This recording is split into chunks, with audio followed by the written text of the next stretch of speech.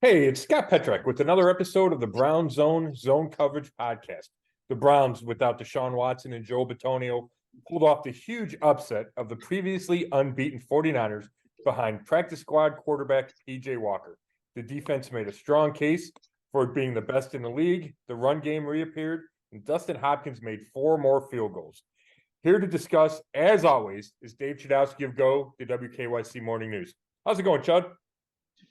Scott, it's going great. I mean, a victory Monday makes Tuesday a lot easier, makes the week much more sweeter. And you know what? It went just as we predicted, just as we thought that the Browns would upset the best team in the NFL. I mean, in all honesty, you said that if Deshaun Watson would have been out there, you were going to call for a Browns victory. And, our scores weren't all that far off. We both had the Niners at 20, and if they make that field goal, they do get 20. But I don't think we were completely far off, but yet we were really far off because just like everyone else. I mean, who picked the Browns to win? I'm in a family picks pool, and no one but my 11-year-old daughter picked them to win. I mean, was there anyone out there that did pick the Browns? I'd like to know. Yeah, I think I saw one online. Okay. And then I'm in this text chain or text thread, whatever it is, with a bunch of buddies. And actually was getting ripped because I predicted 2017 loss. Right. And one of the guys was going, "Oh my gosh, it's not going to be that close." And then there's one guy that picks the Browns to win every week. So he picked the Browns. Yeah. But right, I'm with you, Chud. And like we talked about how the game could go for the Browns to be close. And actually, it's how it went pretty much. But it was just impossible, in my opinion, to pick the Browns with P.J. Walker versus the 49ers as well as they had been playing. Really unbelievable. And, you got to look at, I guess, factors are this. PJ Walker didn't lose the game for him, although he did try there at the end. But the defense, and I'll admit, I was still holding back on the defense a little bit, but it's kind of tough not to believe in this defense now close to 100%. I mean, whether you want to call it a championship defense or not, I don't know.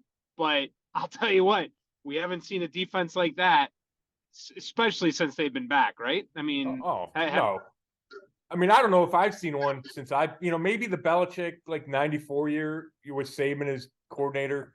That defense is really good. I was at college, so I didn't see every game that year. But they were good then. I don't think they had – they had some good players. I don't know if they had the stars, like a Myles Garrett and a Denzel Ward. I don't know if that unit had those kind of stars. I'd have to go back and look.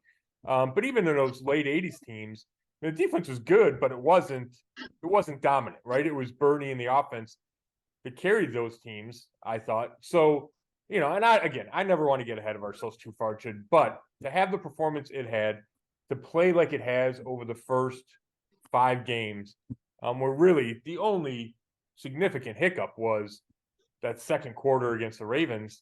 I think I know they're legitimate. I think they're probably the best defense in the league.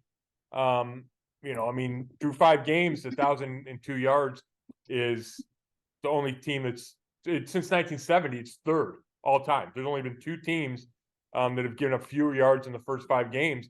And I think those are both 1970 and 71. So they're playing at an incredibly high level with a ton of confidence. We can't give Jim Schwartz, the coordinator, enough credit. We've talked about it a million times. I thought going into the season that he had been the biggest upgrade on that side of the ball. And I still didn't think the impact he would have would be as big as he has had. I'm not going to lie, though. I did panic a little bit after that first drive because San Francisco did that so easily, and I thought more was going to come. And I'm thinking, oh, my gosh, Lamar and the Ravens did their number on him. Now the Niners are going to do it to him. So I did get a little nervous there that, oh, boy, when they play these tough teams with the great offenses, because let's be honest, Cincinnati, Burrow, the injury, Tennessee, you don't consider a high potent offense. And the Steelers, they haven't been that, great on offense this year, and they had the one big play. So I did get a little nervous there. Yeah, I get you. And, I think it's it's important to remember in hindsight that Kyle Shanahan, the play caller for the Niners, is outstanding at scripting plays. I mean, he's outstanding overall as a play caller. But the Niners lead the league in points on the first drive. The Browns helped him out with a couple of 15-yard penalties. So it wasn't a great start. Far from it. But the fact that the Browns were able to bounce back and really until the last drive, where they had the chance to kick that winning field goal, the Niners did not do much at all. And they finished the day with 215 yards. I mean, 215 yards, Joe, they were averaging 400. Brock Purdy looked human. And part of that was him. I think the weather affected him a little bit. He didn't throw great. But a lot of that was the pressure that the Browns get up front and the coverage that they play in the back end. And I thought it was really interesting. I think when we did the pregame podcast, we talked about the motion that the Niners use, right? And they can confuse defenses, and that was going to be a key to the game. How the Browns handled it, according to Juan Thornhill, the safety, was if a guy went in motion most of the time. Now, every once in a while, if the slot guy went in motion, nickelback or slot corner, Greg Newsome would follow that guy. But for most cases, if a guy went in motion, they would just kind of slide the defense. They weren't chasing everybody. They would slide it, but still play man-to-man. Usually, if you slide it and you let a guy go, it's a signal you're playing zone because then you just stay in your area. The Browns would still play man-to-man. They played man-to-man 71% of the time, which is a high number, and it's really high against the Niners because they have a lot of playmakers. But what the Browns would do is they would slide. So then, for an example, if Rodney McLeod, the safety, was going to have George Kittle on the left side and he motioned to the right side, they would bump and Grant Delpit would take him on the right side. So they have enough flexibility. They have enough trust in their cover guys, not just corners, but safeties and linebackers too, that they said we can match up man-to-man against all these playmakers no matter what the matchup is. And I think that can be risky, and you can get a bad matchup and hope you don't get burned. But it worked for the Browns, and they really flustered and frustrated Brock Purdy with the man coverage they played. So we've talked about this in years past. So this is coaching, Scott. I mean, this is coaching, putting them in a position to be great like they are. Obviously, you have to have the talent, but we've had the talent before, right? I mean, how many podcasts did we have where I would ask you, is this secondary really as good as we think it is? Right. And now maybe we're seeing how good it can be. I mean, walk me through that because I'm a little bit confused. Yeah, I mean, coaching is a huge part of it. And it goes beyond X's and O's. It goes to culture, and it goes to energy and confidence and all those things, all those kind of, the intangibles that Jim Schwartz talks about, right? They want to lead the league in effort and celebration. And they're doing that. And it has affected the way they play, and it's improved the way they play. Just his presence in everything he's done. Now, I think he kind of took over a sleeping dog, right? And this is not to crap all over Joe Woods, his predecessor, but Woods had pieces, especially in that back end, right? I mean, Denzel Ward, Greg Newsome, and Martin Emerson Jr. were all here a year ago. So was Grant Delpit, right? So was JOK. Now, Juan Thornhill's here, and he's probably an upgrade over John Johnson III. Rodney McLeod is at third safety. He's an improvement, and it's a big deal, but, he's still the third safety. And then they've made a big transition up front, right? They got Myles Garrett help. They got him Zadarius Smith and Obo Okoronkwo, and especially Dalvin Tomlinson and Maurice Hurst in the middle. Like, that's where the biggest talent change has been and the talent improvement has been. But part of it is scheme. Jim Schwartz's attacking scheme, but it's getting the most out of his players. And we're seeing a Denzel Ward that I think is playing as well as he ever has. You're seeing a Grant Delpit playing as well as he ever has, and JOK playing as well as he ever has. And I think, obviously you got to give credit to the players, but I think you also have to give some of it to Schwartz. So it is coaching, and it is talent, but you just can't, in my opinion, overestimate the impact Jim Schwartz has had. And that's really something. I mean, that's really saying something. He has transformed this defense, and it's spread beyond the defense. You hear offensive guys talk about the influence Schwartz has had, and the defensive guys talk about the influence Schwartz has had on the entire organization. It's really something. Yeah. I don't want to get too long-winded on this, but I want to make a point, and we can talk about this as weeks go on. But it's also about availability and who you have on the field. And how many times during a bad season, when they had these bad records, did you see nagging injuries, players not on the field, but you season and the vibes are good, and you know to be something special. Watch, you won't see as many injuries and guys leaving the field. Yeah, that's interesting. I think you see that later in seasons, right? If you feel it going the sideways, That's what I mean. right? Yeah. Yeah. I think you're right about that overall. Now, if a guy gets hurt, he gets hurt. But right, the kind of thing where all of a sudden you're really pushing to get back, especially in that final month. I think Right. I think that's a legitimate point. And while we're talking about coaching, Chud, I want I don't. No, go ahead. Well, I was just to say, I don't mean major injuries, and Yeah. and that's why I said this is for discussion later in the year. Yeah. I just want to bring it up now because I was thinking about it the other day. Availability and having your star players out there. I'm talking about those nagging injuries, Sure. those as the year goes on, Right. and guys get tired, and you have more of a desire to be out there. That's all I'm saying. Yeah. It's not really a knock on guys pretending to be hurt or anything like that. No, I got you. I got you. You talked about coaching before, and I want to get your opinion before I give mine. I'm walking through the concourse after the game, and somebody, just a fan, says something about, "Oh, great win," but Stefanski still tried to blow it. I see on Twitter that I saw a clip from the 92.3, the morning show with Ken Carmen and Anthony Lima, where Lima goes on this rant because people are calling in after the win and talking about wanting to fire Stefanski. So I don't know if I have a question, except isn't it hard to believe that they upset a team? They're 9.5-point underdogs. They upset that team with their third string quarterback, yet people still rip Stefanski. I guess one, isn't that hard to believe, and two, shouldn't he get a lot of credit because they pulled off this upset? Oh, sure, he should get credit. I mean, I think that goes back to a couple weeks ago when I said, I go back and forth on him because there's games where, you feel like, wow, he really is doing a heck of a job. He's arrived as a head coach. And then there's other weeks where I'm just like, oh man, like, what was that game plan, or why did he do that? But yeah, certainly, I don't see now. What are the reasons that fans are on him for allowing Walker to throw the ball into the end zone there at the end, or Yeah.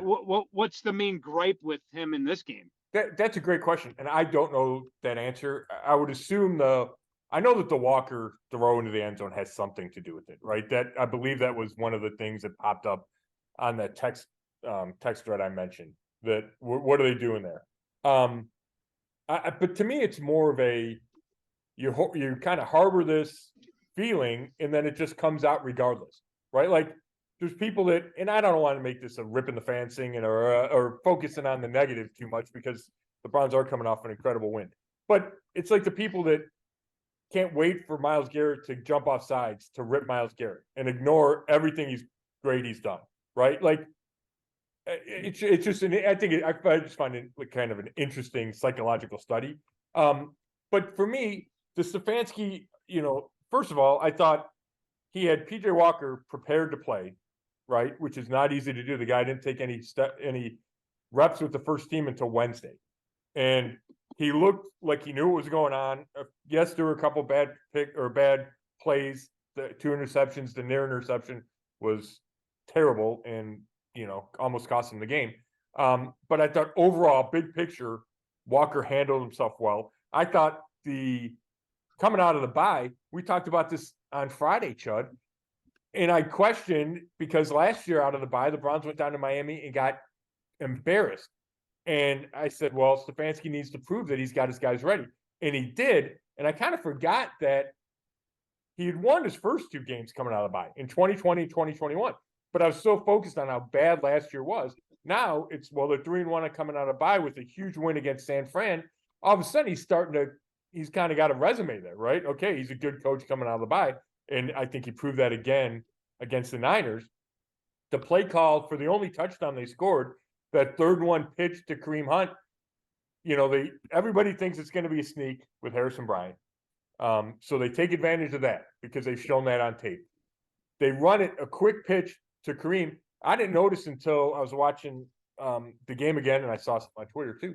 They ran an unbalanced line there. So they shifted Wyatt Teller from right guard to left guard. They went with more linemen on the left. They motioned Jordan Akins at tight end. Like, it was just a really well-designed play, and it gets them a touchdown. And it's a 16-yard touchdown, right? So that's a longer distance touchdown. They don't get stuck at the 2 and then have to figure out a way to score. It's an explosive play out of the run game in a good spot, right, where you can maybe try to take advantage of the defense. So I thought that was a great play call. And to go back to the near interception, right? Walker rolls out right. He throws back over the middle in the end zone, almost gets intercepted. You can blame, I get that Stefanski's the coach and everything falls on the head coach. Like, I understand that's the bottom line. The buck stops it. But your quarterback has to know better in that situation than to do that. Like, Stefanski doesn't have the ball in his hands there. The Browns at the time losing by 1 point. So a field goal, which they wind up kicking, only puts them up 2 and leaves them in danger of losing on a last-second field goal, which is what almost happened. So you go for the touchdown there. And then you go for 2 to try to get a 7-point lead so you don't lose at the end of the game.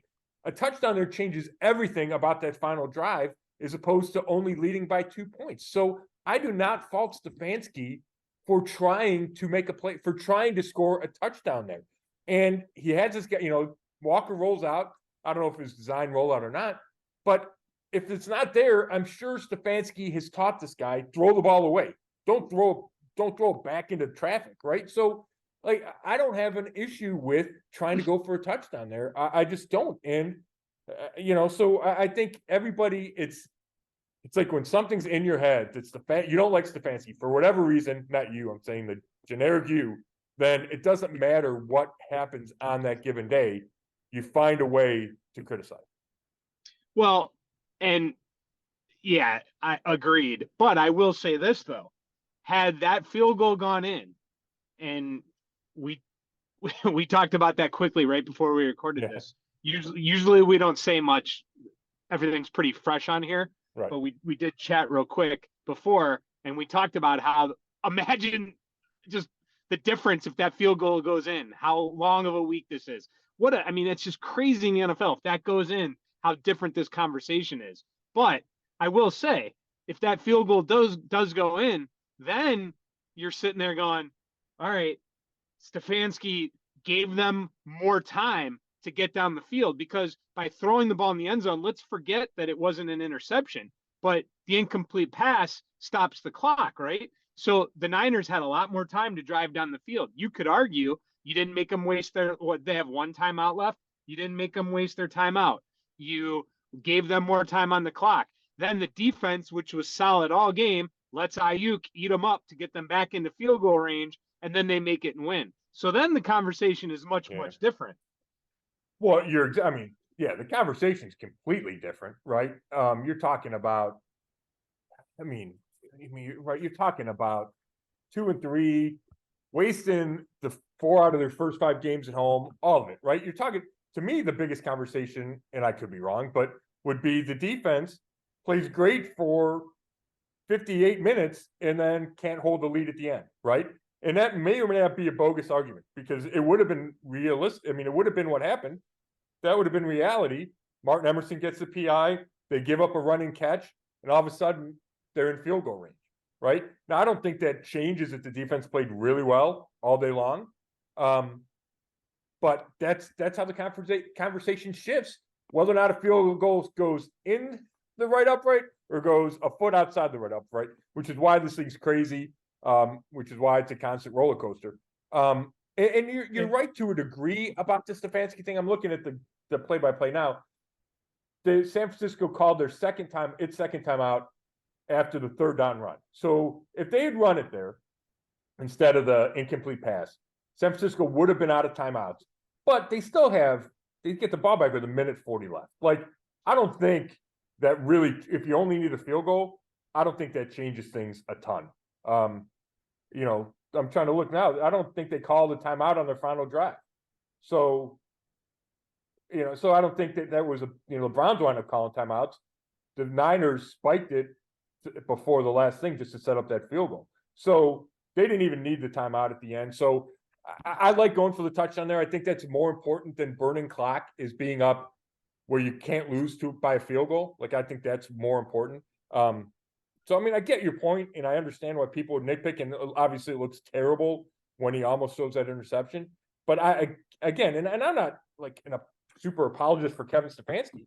I just think people tend to blame coaches when a lot of times the blame belongs on the players. Well, I guess it depends how you go for that touchdown. I mean, you're talking about a quarterback that, I mean, he didn't even take the snap on the play where they did score a touchdown, and he did throw 2 interceptions. So, I mean, well, I mean, that's true. I mean, that's a valid point, right? In the next play, he took it out of his hands and said, "Hey, we're going to run the ball here," right? Instead of for a field goal, right? But if there's a play call you like, again, it goes back to, it's hard to win a game if you can't trust your quarterback to make a throw. And we saw that against the Ravens. And, I guess you could say, hey, trust the defense. But Stefanski could argue, yeah, my defense played great, and San Francisco still had a 41-yard field goal to win the game, right? Yeah. So I think you can make the argument both ways. And at some point, you got to trust your quarterback. Now, maybe he'll never trust P.J. Walker in that situation again. And hopefully for the Browns, they don't have to have P.J. Walker in that situation again, and Deshaun Watson comes back this week. But I think it's a tough spot, because they're probably not going to run the ball in from the 13-yard line. It's 2nd and 9 from the 13, and you could say, hey, they were running it well. I get it, but it's just hard to run in a lot of touchdowns. It just is. You need to throw the ball in this league, and I know people will disagree with that, but I think that's the reality. Yeah. Last thing on the defense, though, do want to point out, and again, we're not telling anyone what they don't already know. Everyone said it. We've seen it on social media. Everyone's talked about it. But, I mean, they obviously lost. I think losing Deebo Samuel was a huge loss. It changes their entire offense with what he can do, running the ball, catching the ball, a weapon on that field. Then, obviously, McCaffrey goes down. That said, I thought they did a pretty good job on him overall, especially later in the game. But the Browns were without Deshaun Watson, Bitonio, Nick Chubb. I mean, it kind of, it evens out. You could even say we were with less guys. That said, I mean, at the end of the day, you did not stop the most potent 49ers offense, but you still stopped a very good one. Yeah, no, it needs to be said. Those were 2 big losses. Trent Williams, played this last 3 quarters on a twisted ankle. But that's what happens in this league, right? So, yeah, the 49ers, do they score another touchdown if they have all those guys the whole game? Maybe they do. And maybe the Browns lose, and you're talking about a moral victory instead. But you got to overcome some stuff in this league, and the Browns overcame a couple of big injuries to get that win.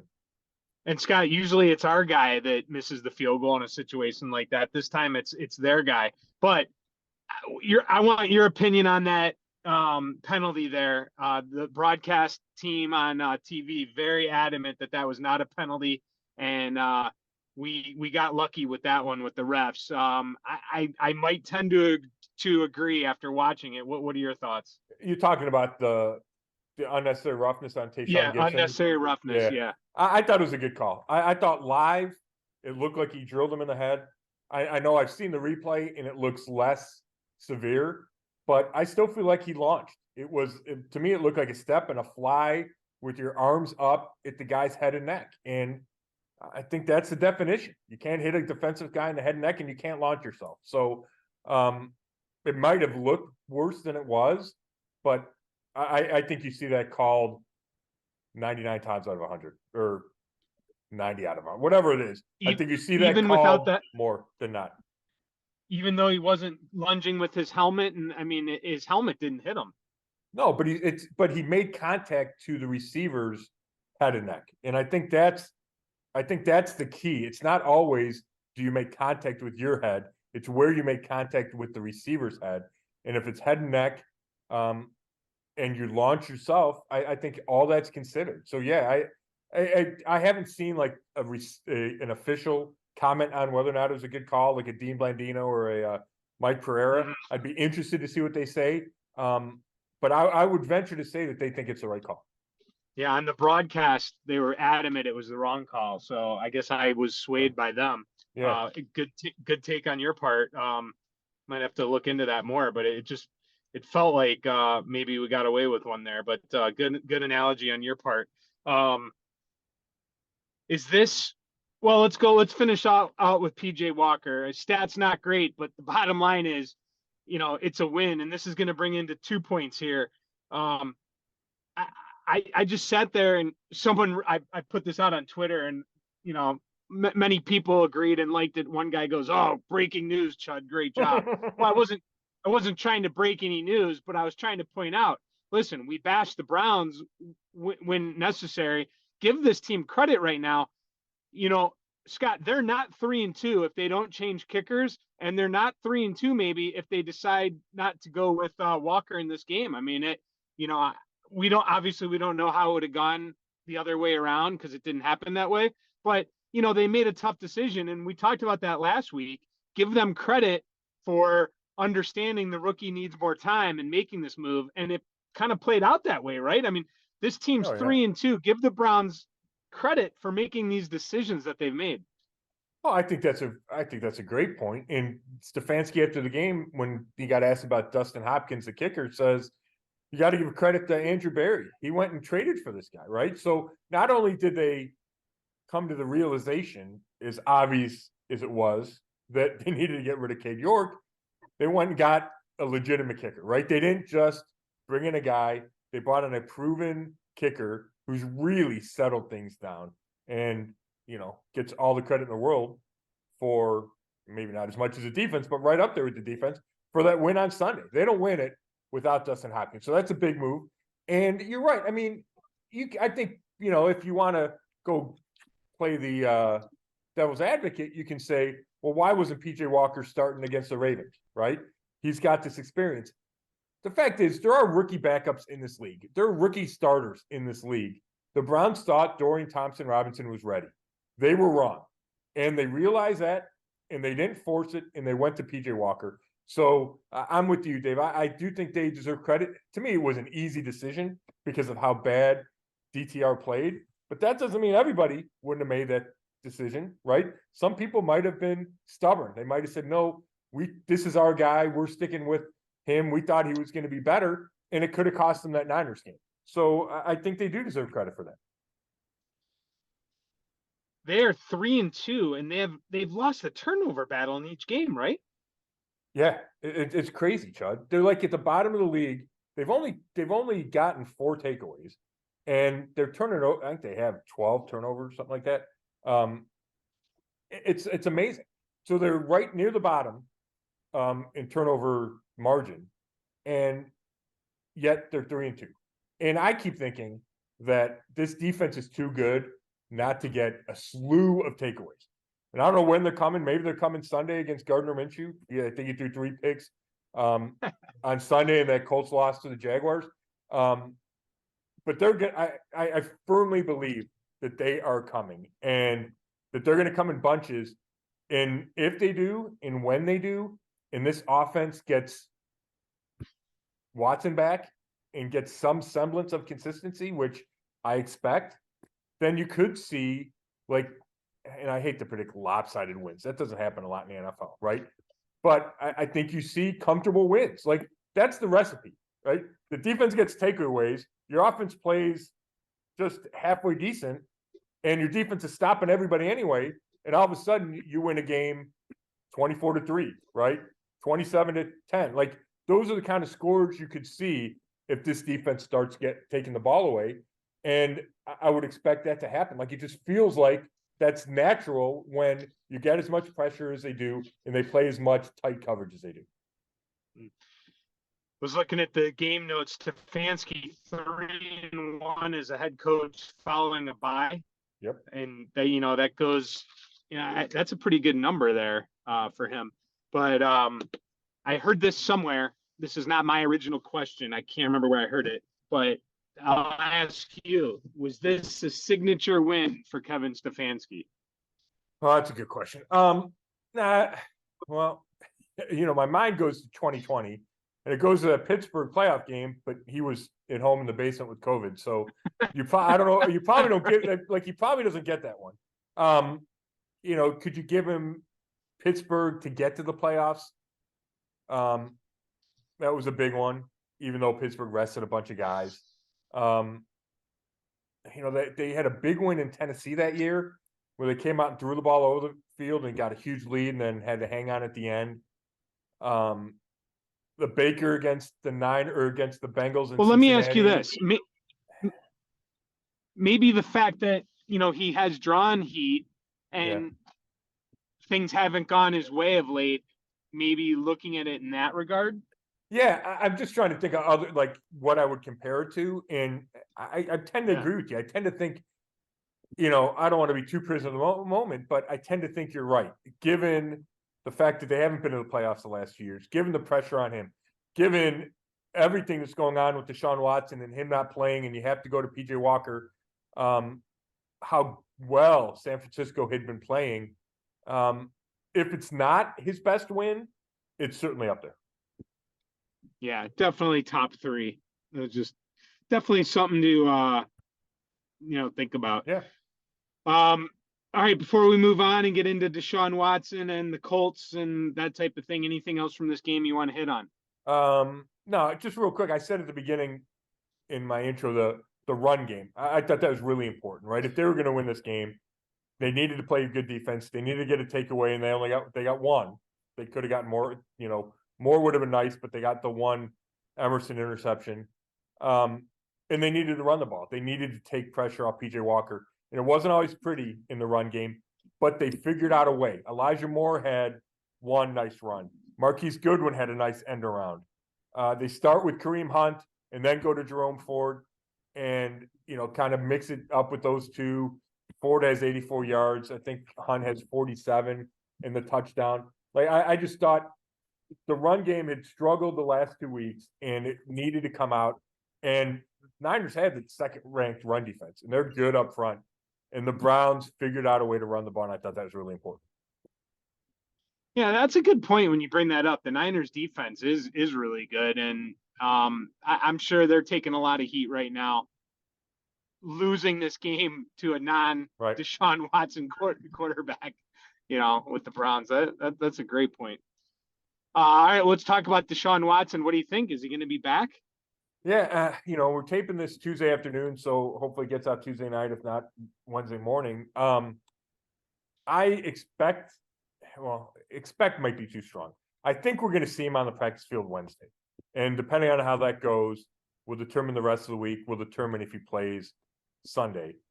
If I were a betting man, which I kind of am, but it's been a while since I've gambled. I would bet on Deshaun Watson playing. Now, I don't have anybody telling me that. I just feel like it's been a while with that shoulder. We've heard conflicting reports. Kevin Stefanski keeps saying he's making progress. He's throwing as part of the rehab. So, I think it's far from guaranteed that he's going to play Sunday, but I just kind of feel like he will. But again, and Stefanski also said, hey, we're going to be smart with it, which is kind of code for, hey, if we need to give him an extra week, we'll give him an extra week. So I don't know for sure, but I just kind of feel like he will. But I think we'll get a much better idea when he throws Wednesday at practice. That would be a great indication. If he's not out there Wednesday at practice, then I think we can pretty much rule him out because then you get into the practice week. He hasn't practiced in 20 some days. Wednesday is going to be a big day. What other storylines should we be watching once they start practice on Wednesday to get through this week? What are we keeping our eyes on here with the traveling to Indianapolis? Yeah, well, I mean, they should get Joe Bitonio back. That 102 game regular season streak ended. He played 6,400 and 81 straight regular season snaps. Had arthroscopic knee surgery over the bye, and it's amazing that's only going to be 2 weeks and he's going to be playing again. But I fully expect to see him Wednesday and then Sunday. I'm sure they'll manage the knee, but it must have gotten to a point that the knee just had been bugging him, and they said, hey, for the sake of the season, let's clean it up. During the bye, you missed one game, and the fact that they were able to steal a win makes it even better. I'm sure that made Joel feel a lot better for missing that first game since the last game he had missed regular season wise was 2016. And the only game he had missed since then was the 2020 playoff game in Pittsburgh because he had COVID too. So you get him back, which is a boost. We'll have to see on Anthony Walker Jr., the linebacker. He left the game with a concussion. The Browns don't do a lot of three linebackers, so they can make up with JOK and Taki.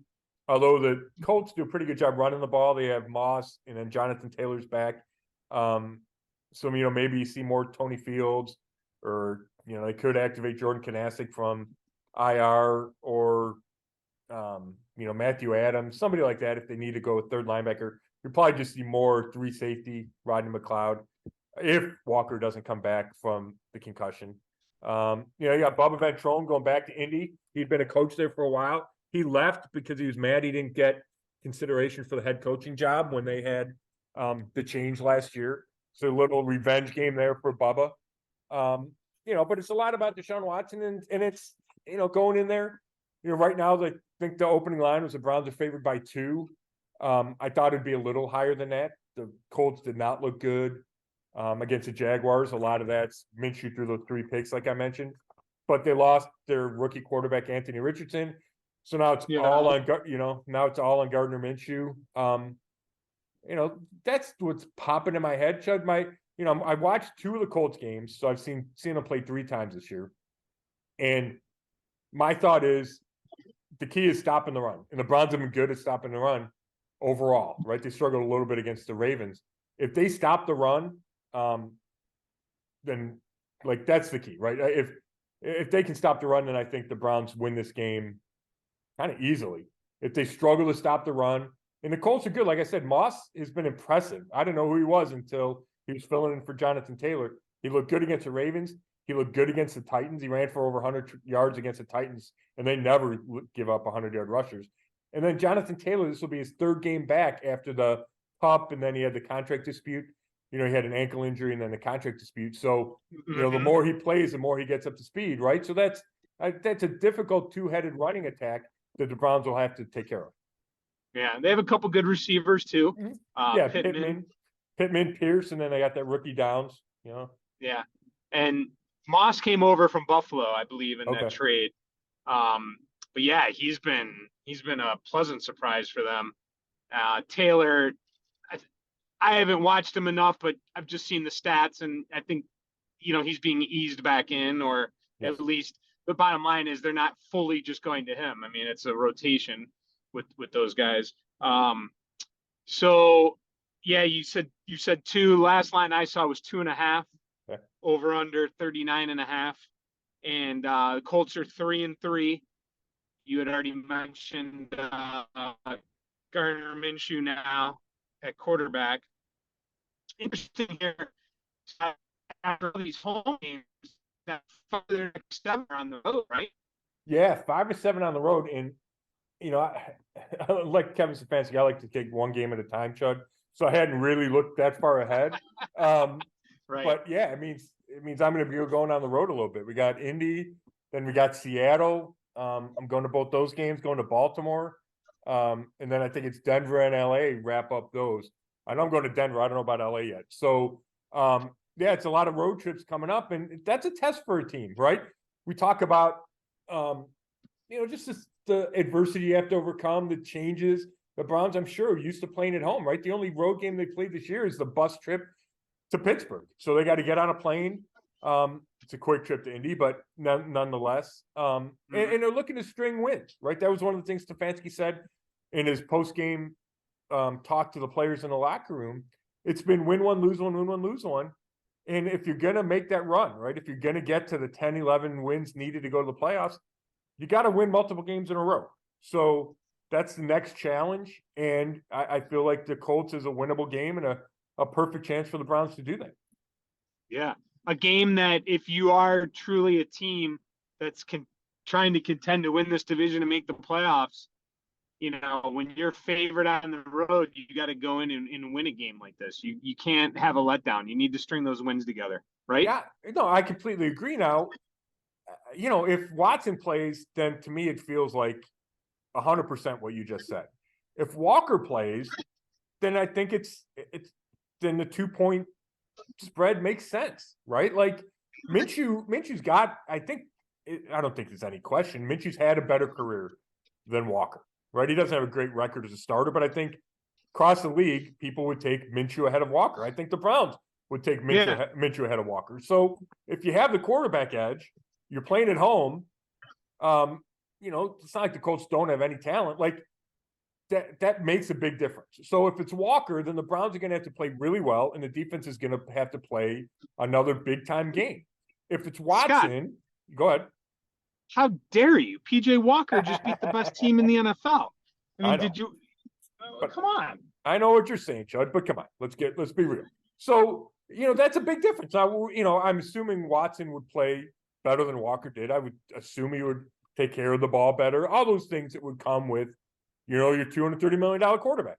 So, that's a question. He's going to, will he have rust from not having played in a couple of weeks? Is he going to protect his shoulder? Like all those things will be a question whenever Watson plays, whether it's this week or the next week in Seattle or whenever it is.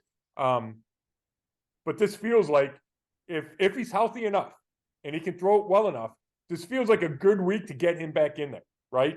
And get him acclimated and go get a win in Indy. And again, none of the wins in this league are easy. The Niners learned that against the Browns. The Eagles learned it against the Jets. But it feels like a good situation for Watson to get his feet back under him. He's played against Indy a million times. There's got to be a comfort level there from being in the AFC South together. If he can, this feels like the perfect spot to bring him back. Yeah. I mean, and the Watson Walker debate in the deal, it just goes back to last week. You remember you thought I would have picked the Browns had Watson started against San Francisco, and I don't know if I would have. I told you this last week. I told that guy at work. I said, "Hey, Sunday football, flying across country, right. NFL, not for long. You never know." And that's why you never know this week. I mean, the Colts could easily win this game. And you look at last night, talking again, people at work, yesterday morning. Oh, hey, Chargers are going to win tonight. They're at home. They're coming off a blah, blah. I go, hey, Dallas had their clock cleaned by the 49ers. They're going to go there. A lot of Cowboys fans are playing. There you go. Well, yeah, I mean, 2 weeks ago, the Colts beat Tennessee, right? And Tennessee's not great, but Tennessee, I don't know if they beat Pittsburgh this year, but Tennessee's got a big win this year. I think Tennessee's not a bad team. The Colts beat them 2 weeks ago. The Colts beat the Ravens, for crying out loud, with Minshew at quarterback, right? The Colts went, I think it was in Baltimore. They went into Baltimore and beat Baltimore. So any team can beat anybody. So, yeah, and, my view of the Colts is probably colored from the fact that I just watched I watched their last two, but in their most recent game, Minshew looked terrible, and he threw 3 interceptions, and they get drilled by the Jaguars. So, yes, they probably have a bounce back in them. They're playing at home, right? They're 3-3. They're not out of it. That division is a bad division. So, you're right. The Browns are going to get the Colts' best effort, and it's up to them to match the intensity as you try to string these wins.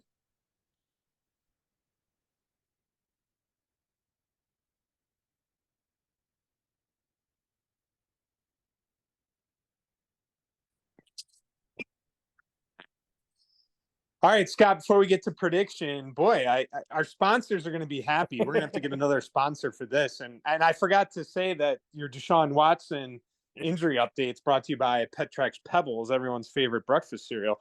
Now we're going to have to find a sponsor for this. We're going trivia now, huh? Yeah, we got I got somebody message me on Twitter at Neat Gibson. I'm not sure that's a real name, but at Neat Gibson is the Twitter handle or X handle. And he wanted to give a little trivia question every week. I said, sure. I think I forgot last week because he sent it to me on October 6th. So I forgot one, but I didn't forget you, Neat Gibson. So here we go. In 2013, the top Browns rusher had 377 yards. Name that rusher. So first of all, that's not impressive at all. 2013, I'm trying to think. Was that might have been? I think that was Chud's 1 year. Rob Chudzinski's 1 year, I think, was 2013. Yeah, because Mangini was 9 and 10, Shermer was 11, 12. So I'm going Rob Chudzinski's 1 year. His leading rusher had 377 yards. So I don't know the answer off the top of my head, Chud. I could come up with a guess, but I'm going to let the listeners think about it, and then we'll give the answer next week. And I'll tell the truth whether I'll have an answer in my head, and then I'll look it up, and I'll tell the truth whether or not I got the answer right. 2013. 377 rushing yards. That was the leading rusher team leader for the entire year. Yep. Oh my gosh. Oh, wonder if it was a quarterback. I don't know who quarterbacked that year. It's all a blur to me. Yeah, I know. I was gonna say some of those years they just ran together. Yeah, I'm gonna have to think about that one myself. Man, gotta think that maybe there was an injury to somebody, and that I don't know. I can't. I'd have to think about that year. That was probably the year. I hope I'm not getting this wrong. I think that was the year they traded Trent Richardson real early, right? Because I think they drafted him in 12, and then Banner came in 13, and traded. I think that's the year he traded Richardson early. So there's probably a big drop off from thinking you're going to have Trent Richardson as your number one guy to not having a running, not having that number one guy. Okay. Yeah. Gosh. This is where we need Jimmy Donovan. He would have had this answered in 2 seconds. No, you're right about that. And then he would have told you who was in second with how many yards. He'd tell you the leading receiver and everything else you need to know about 2013. Trust me on that. I believe it. We're trying to put that in the back of our heads that year. So, all right, prediction time. Man, I'll tell you, Scott, I started out 3-0. And I thought I was going to go unbeaten. I thought I had this team down. I thought I was going to go 17-0. But hey, this is the way it works. It's so hard. You get the Ravens, and then again, we both went 49ers. So I'm 3-2. Scott, you're 2-3. I know, but I'm almost counting that Niners one as a win, Chud, especially against the spread. I got it right against the spread too. So I'm gonna in my head, I'm 3-2. All right. Well, in Vegas, you're cashing in, but yeah. All right. So you're giving yourself 3-2. Okay. All right. Yeah, well, I'm gonna keep you at 2-3, so I stay one game ahead of you. Fair enough. I'll go first. I'm not going to talk long. I just, again, not for long league. Indianapolis, no surprise if they win this game. We just talked about it. It could happen. You could have the letdown for the Browns. You don't even know who's going to be the quarterback. Blah, blah, blah, blah, blah. But I'm going to go Browns. This is one of those where I'm going to trust in the fact that this is a legit team and they're not going to have a letdown and that they can, what a huge difference, right? Being 3-2 right now with a chance of being 4-2, as opposed to 2-3, having to win just to go to 500, right? Oh my gosh, yes. So that's huge. And if you lose somehow, then you're 2-4. I mean, that's such a huge win. It put them back on track. I meant to mention this, and I think I sent this out as a tweet as well. I think probably when you look at it, we maybe expected them to be around 3-2. We just didn't think this would be the recipe of how they got there, right? If they were 3-2, you didn't think the Niners would be one of the wins. So that's a great point. Yeah. They're where we thought they might be, and that's a good thing. And now you have a chance to go 4-2. I'm just going to go with it. I'm going to ride the wave and say Browns 23, Colts 16. Okay. Yeah, I agree with pretty much everything you said, Chud. I think I have enough faith in this defense that it's not going to have a letdown. It's not going to crash back to earth. I think they see the Colts as and this is my guess, is they see the Colts as an opportunity to build on what they did and to get those turnovers we were talking about. I think they think, I don't know how you could not think that Gardner Minshew is vulnerable. They're playing on turf, which means everybody's faster, including Myles Garrett coming off the edge. Would not surprise me if he had a big day. So I'm going to go Browns 20, Colts 13. And I went a little low on the Browns score there. I could see them scoring more, especially if the defense scores a touchdown. But if it's Walker, then 20 seems about right. And even if it's Watson, maybe there's a little, they take it easy with him or whatever coming back. So I'm going to play it safe and go 2013. Yeah.